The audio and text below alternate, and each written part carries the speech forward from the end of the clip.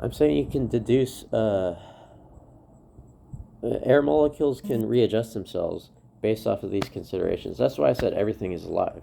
If everything is basically okay, if you assume we're like shell world, Kugelblitz, black holes in like another dimension of space, but if you condense yourself, if you condense your information enough, if you condense your spaceship down enough, you can quantumly enter this Kugelblitz black hole and see through the eyes of a person, a human being walking around on planet Earth, right?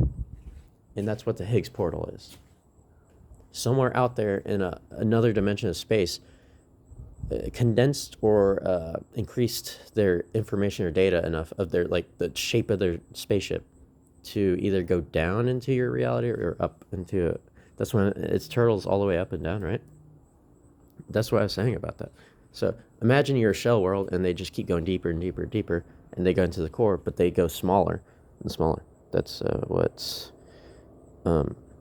see, cameras can only see from one perspective. They don't have two eyes. Human beings have two eyes.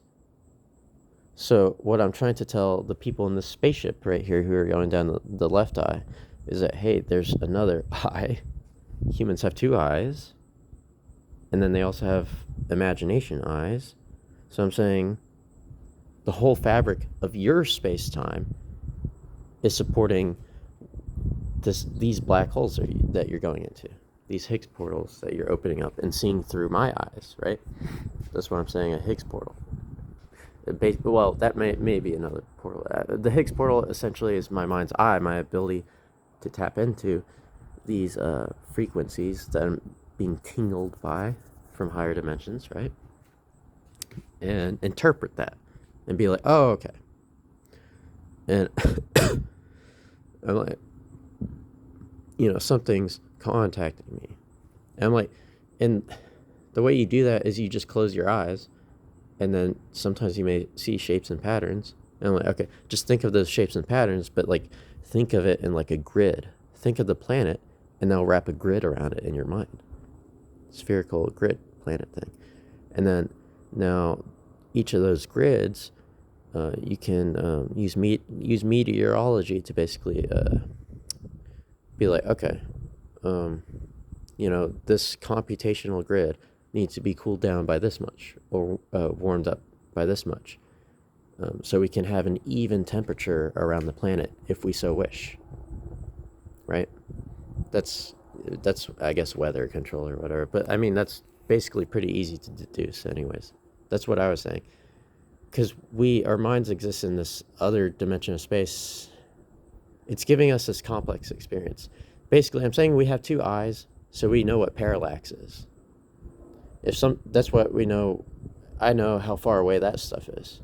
It has depth to it, the depths.